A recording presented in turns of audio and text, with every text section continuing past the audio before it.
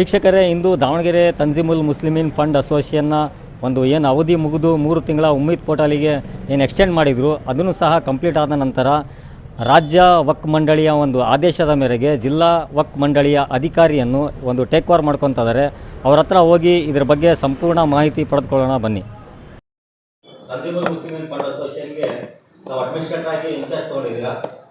ಇದಕ್ಕೂ ಮುಂಚೆ 3 ವರ್ಷ ಕಂಟಿನ್ಯೂ ಆಗಿ ಒಂದು ಕಂಪ್ಲೀಟ್ ಮಾಡಿದ ಮೇಲೆ 3 ತಿಂಗಳ ಮತ್ತು ಟೈಮ್ ಕೊಟ್ಟಿದ್ದು ಉಮ್ಮೀದ್ ಪೋರ್ಟಲ್ ಸಂಬಂಧ. ತಾವು ಈಗ ಇನ್ಚಾರ್ಜ್ ತೊಗೊಂಡಿದ್ದೀರಾ, ಇದ್ರ ಬಗ್ಗೆ ತಾವು ಹೇಳ್ತೀವಿ. ಅಸ್ಸಲಾಮು ಅಲೈಕುಂ ವರಹಮತುಲ್ಲಾಹಿ ಬರ್ಕಾತಹು. ನಾನು ಸೈಯದ್ ಜಾಕಿರ್ ಹುಸೇನ್, ಜಿಲ್ಲಾ ವಕ್ಫ್ ಅಧಿಕಾರಿ ದಾವಣಗೆರೆ ಹಾಗೂ ಶಿವಮೊಗ್ಗ. ಈ ಹಿಂದೆ ದಿನಾಂಕ 15/10/2025 ಹಾಲಿ ಅವರೇನು ನಿರ್ಗಮಿತ ಸಮಿತಿಯವರು ನಮಗೆ ಎಕ್ಸ್ಟೆನ್ಷನ್ ಬೇಕು, ಅಭಿವೃದ್ಧಿ ಕಾರ್ಯ ನಡೀತಾ ಇದೆ ಅಂತ ಅವರು ಕೋರ್ಟಿಗೆ ಅಪ್ರೋಚ್ ಮಾಡಿದರು. 110/2025 ಕೇಸ್ ಇದರಲ್ಲಿ. ತದನಂತರ ಏನಾಯಿತು ಅಂದರೆ ವಕ್ಫ್ ಟ್ರಿಬ್ಯುನಲಲ್ಲಿ ಒಂದು ಇಂಟೀರಿಯಮ್ ಆರ್ಡರ್ ಆಯಿತು. ಏನಂದರೆ, the interim application number 1 is allowed partly under section 151 of code of civil procedure.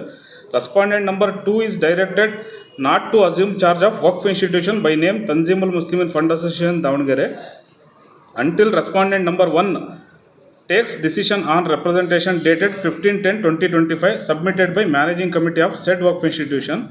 Interim application 11 filed under section 151 of code of civil procedure is rejected.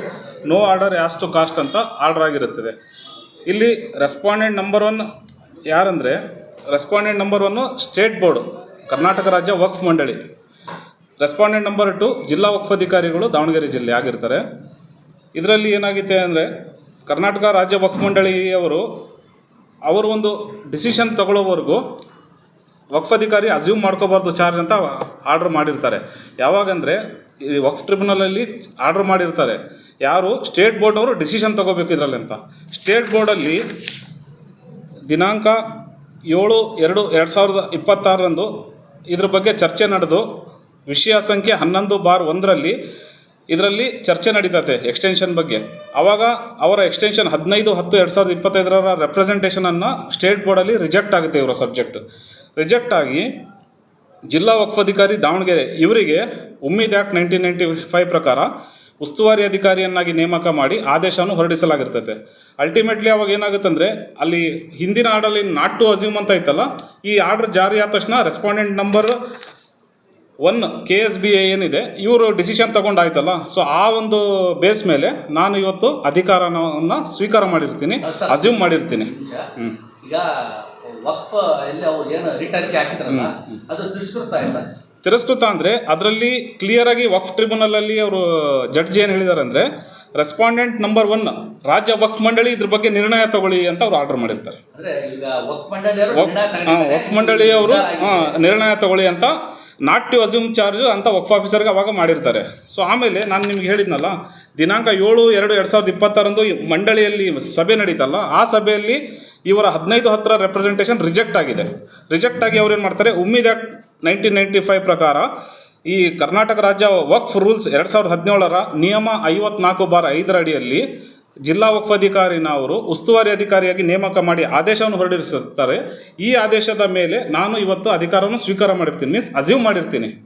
ನೀವು ಅಧಿಕಾರ ಸ್ವೀಕಾರ ಮಾಡೋಕ್ಕೆ ಏನು ತಾವು ಈ ಮುಸ್ಲಿಮೀನ್ ಫಂಡ್ ಅಸೋಸಿಯೇಷನ್ ಕಚೇರಿಗೆ ತಾವು ಬಂದಿದ್ರಿ, ಆ ಸಮಯದಲ್ಲಿ ಇಲ್ಲಿ ಯಾರಿದ್ರು? ಇಲ್ಲಿ ಕಚೇರಿ ಸಿಬ್ಬಂದಿ ಇದ್ರು. ಸೆಕ್ರೆಟರಿಗೂ ಇಂಟಿಮೇಟ್ ಮಾಡಿದ್ದು ಅವರು, ಅದೇ ನಾವು ಸಾಯಂಕಾಲ ಬರ್ತೀವಿ ಅಂತ ಹೇಳಿದರು. ಆದರೂ ನಮಗೆ ಇದು ಅಸ್ಯೂಮ್ ಮಾಡೋದು ನಮ್ಮದು ಕರ್ತವ್ಯ, ಅದು ಅಸ್ಯೂಮ್ ಮಾಡ್ಕೊಂಡಿದ್ದೀನಿ. ನೆಕ್ಸ್ಟ್ ಇಲಾಖೆಯಿಂದ ಏನು ನೀವು ತಾವು ಬರ್ತಾ ಇದ್ದೀರಂತ ಅವರಿಗೆ ಮಾಹಿತಿ ಇತ್ತ? ಯಾರಿಗೆ?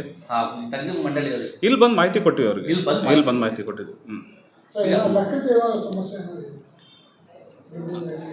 ಅದು ಮುಂದೆ ಆಡಿಟ್ ಮಾಡಿಸಿದ್ರೆ ಗೊತ್ತಾಗುತ್ತೆ. ಯಾಕಂದರೆ ಇನ್ನೂ ನಾನು ಇವತ್ತೇ ಚಾರ್ಜ್ ತೊಗೊಂಡಿರೋದ್ರಿಂದ ಅದ್ರ ಬಗ್ಗೆ ಏನು ಹೇಳೋಕ್ಕಾಗಲ್ಲ. ಅಲ್ಲ, ಮುಂಬರುವ ದಿನಗಳಲ್ಲಿ ಅದ್ರ ಬಗ್ಗೆ ಪ್ರಸ್ತಾಪ ಮಾಡ್ತೀನಿ. ನಮಗೆ ಒಂದು ಏನು ಮಾಹಿತಿ ಇತ್ತಂದರೆ, ಪ್ರೋಟೋಕಾಲಲ್ಲಿ ಏನು 3 ತಿಂಗಳ ಟೈಮ್ ಕೊಟ್ಟಿದ್ರು, ಅದು ಇಡೀ ರಾಜ್ಯದಲ್ಲೇ ಕೊಟ್ಟಿದ್ರು. ದಾವಣಗೆರೆ ತಂಜಿಮುಲ್ ಮುಸ್ಲಿಮೀನ್ ಫಂಡ್ ಅಸೋಸಿಯೇಷನ್ಸಿಗೆ ಕೊಟ್ಟಿದ್ದಿಲ್ಲ. ಇವರು ನ್ಯಾಯಾಲಯ ಅಂದರೆ ವಕ್ಫ್ ಕೋರ್ಟಿಗೆ ಹೋಗಿ ಅವರು ಸ್ಟೇ ತಗೊಂಡು ಬಂದಿದ್ರು. ಆ ಸ್ಟೇ ತಗೊಂಡು ಬಂದಿದ್ದಾರೆ ಅವರು, ಅದರಲ್ಲೇ ಇದು ನಡೀತಾ ಇದೆ.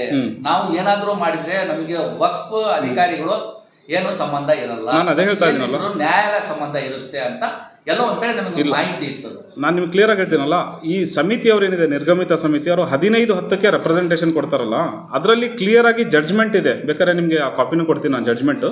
ಅದರಲ್ಲಿ ನಾನು ಓದಿ ಹೇಳಿದ್ನಲ್ಲ, ರೆಸ್ಪಾಂಡೆಂಟ್ ನಂಬರ್ 1 ರಾಜ್ಯ ವಕ್ಫ್ ಮಂಡಳಿ ಇದ್ರ ಬಗ್ಗೆ ನಿರ್ಣಯ ತಗೊಳ್ಳಿ ಅಂತ ಅವ್ರು ಆರ್ಡರ್ ಮಾಡಿರ್ತಾರೆ.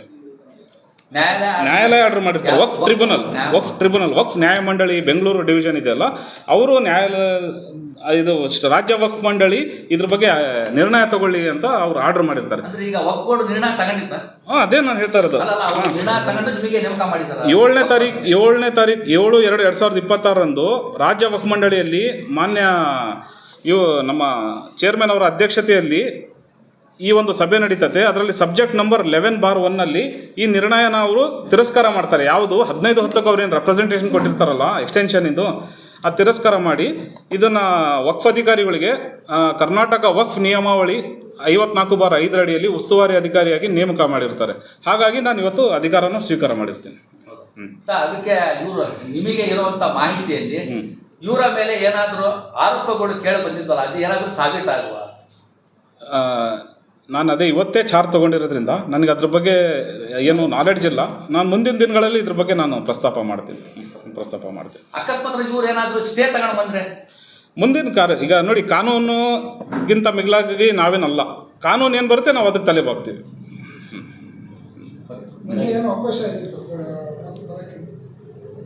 ಅರ್ಥ ಆಗಲಿಲ್ಲ ನಿಮ್ಮ ಪ್ರಶ್ನೆ. ಅದು ನಾನು ಹೇಳೋಕ್ಕಾಗಲ್ಲ. ಓಕೆ.